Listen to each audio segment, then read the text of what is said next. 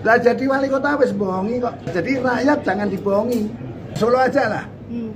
17 skala prioritas yang dibuat oleh wali kota itu semua menggunakan APBN dan CSR kok. Masjid atau skala prioritas itu dari mana uangnya? Dari luar negeri.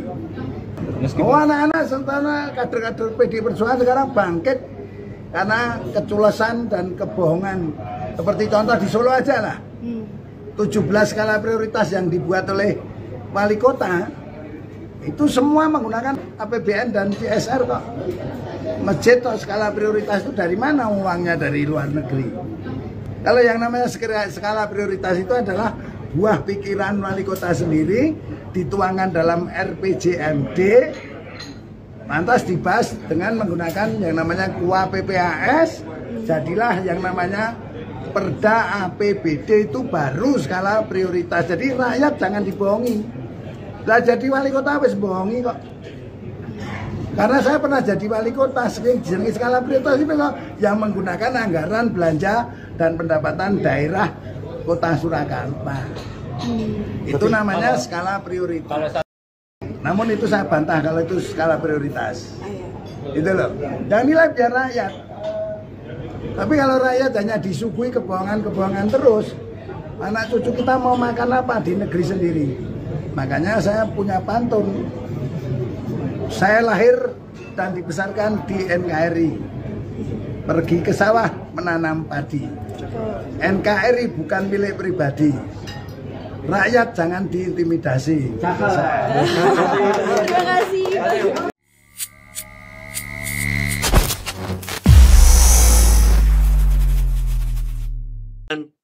The Matrix itu apa itu, Bang?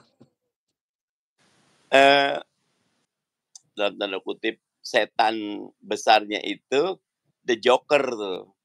Dan betul-betul Gotham City itu diteror oleh The Joker. Kemanapun kita melihat, kemanapun kita pergi, kemanapun beraktivitas, pasti ketemu Joker. Dan Joker ini menteror habis-habisan. Jadi bukan speechless lagi, actionless gitu. Sehingga betul-betul hopeless gitu loh. Sehingga akhirnya semua malah memusuhi Batman gitu loh. Orang baik jadi dimusuhi gitu. Nah, ini gambaran betapa pilihannya itu demikian luar biasa dan jadi besar karena pilihan itu the giant sinners gitu loh. Pendosa yang raksasa ini bermain di wilayah abu-abu ya, karena setiap ada abu-abu dia tumbuh berkembang. Setiap kebenaran tidak jelas dengan kebatilan maka dia tumbuh berkembang.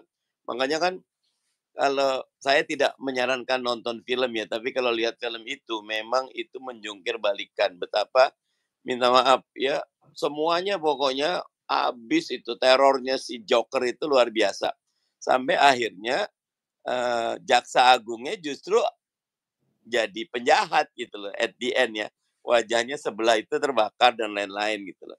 Itu luar biasa The Joker gitu. Nah, saya menggambarkan kondisi sekarang kita kemanapun ketemu kalau nggak bapaknya, ketemu anaknya, ketemu pamannya, ketemu mana, apapun yang kita bincangkan kembali ke satu dan bukan dengan kebahagiaan, bukan dengan harapan, bukan dengan inspirasi, tapi dengan teror dalam tanda kutip gitu loh. Nah, itu yang The Joker. Bahkan saya karena waktu di LC itu ada teman-teman dari sebelah gitu loh. Saya bilang menjadi subur karena teman sebelah juga tidak angkat kaki, tetap di dalam sehingga ketika dalam lah menteri hukum dari sini, menteri PANRB dari sini, gimana bisa bos kita dibilang penentu segalanya gitu. Nah, itu pinter sekali. Jadi keadaannya jadi kalau bahasa Sunda itu pabaliat gitu loh. Pabaliatnya itu bikin The Joker betul-betul menikmati perannya gitu loh. Sehingga padahal kalau ada furqan itu kejelasan mana hak mana batil lebih mudah. Menghadapi orde baru lebih mudah karena hak batilnya jelas itu. Yang sekarang saya menggambarkan The Matrix. Kita coba respon ini dia udah berubah format lagi, udah berubah bentuk lagi. Jadi one to step ahead selalu. Contohnya tiba-tiba di Komisi 3 ada revisi Undang-Undang MK ya. naikin lagi dari 40 ke 50 umurnya. Udah kayak Sri Kanto, 40, 50 bolak-balik aja gitu. 65, 70 atasnya gitu loh. Rupanya ini pandangan beberapa pihak mengantisipasi sengketa di Pilpres gitu loh. Sehingga ujungnya udah dirapikan gitu loh. Dan itu berlangsung dengan sangat tertutup dalam waktu yang sangat singkat gitu. Dan sebagaimana Undang-Undang IKN, Undang-Undang Omnibus Law, itu hajar bleh, the show must go on. Sehingga tadi The Matrix, one two step ahead, menang terus gitu. Jadi itu gambarannya. Jadi kalau begitu Bang, apakah kemudian menjadi limbung karena tidak tahu siapa lawan siapa kawan atau bagaimana Bang? Nah, akhirnya jawabannya ada di iman. Keyakinan kepada kebenaran. Jangan tertipu dengan realita atau hyperrealita. Ataupun kan ini ada informasi, ada kontrainformasi, ada super kontra informasi. Nah, kita berpegang kepada kebenaran, dan kebenaran itu saya waktu di LC saya bilang sebetulnya sederhana. Tanyalah pada sanubarimu, berpeganglah kepada prinsip, berpeganglah kepada kebenaran, karena politik yang benar itu politik dengan hati, politik dengan nilai, politik dengan kebenaran dan keadilan. Sederhana, kalau lihat itu kelihatan lah kacamata, oh ini hak, ini batil, gitu kan. Oke, jadi ya nggak terlalu sulit ya untuk melihat mana yang lawan, mana yang kawan itu. Tapi kalau bicara di Joker, maka ada Batman nih. Siapa ini Batman-nya? Kalau yang menegakkan keadilan sih Amin ya. Harapannya ya. Amin. Harapannya. Saya semalam itu dari acara reviewan diundang Abraham Samad. Ada podcastnya dengan Abraham Samad. Bahas ini juga gitu. Nah, gimana Amin jadi Batman? Nanti lihat di podcastnya Abraham Samad. Baik. Mudah-mudahan semua yang kita harapkan Batman-nya ada di Amin. Dan kita menjadi bagian. Oke, baik. Nah, kalau kita coba bergeser ke tweet Abang yang berikutnya. Ini kembali menjelaskan tentang bahwa PKS satu-satunya parpol yang menolak dan terus mengkritisi soal pembangunan ibu kota negara. Sebetulnya begini, tagline-nya sederhana, Jakarta tetap ibu kota ya. Negatifnya tolak IKN, tetapi sebetulnya yang ingin digambarkan, kita tidak ingin memajukan Indonesia dengan satu kota saja. Justru yang ditawarkan PKS ada 14 kota menengah yang disiapkan untuk menjadi kota sebagai pusat pertumbuhan ekonomi, yang itu setara dengan satu IKN. Justru dengan kecerdasan dan gagasan kita ingin tidak cuma IKN, minta maaf Kalimantan Timur saja, kita pengen Kalimantan keseluruhannya tumbuh berkembang dengan kota-kota baiknya, Sumatera, Sulawesi, Maluku, Papua, Bali Nusra, termasuk Jawa juga. Sehingga dengan 14 kota itu, insya Allah pertumbuhan menjadi lebih adil, lebih berkualitas, dan lebih kompetitif. Itu yang ditawarkan, ketimbang cuma mencari satu quote and unquote mahkota kecil yang itu habis-habisan, dan itu dampaknya tidak menyeluruh. Begitu kan.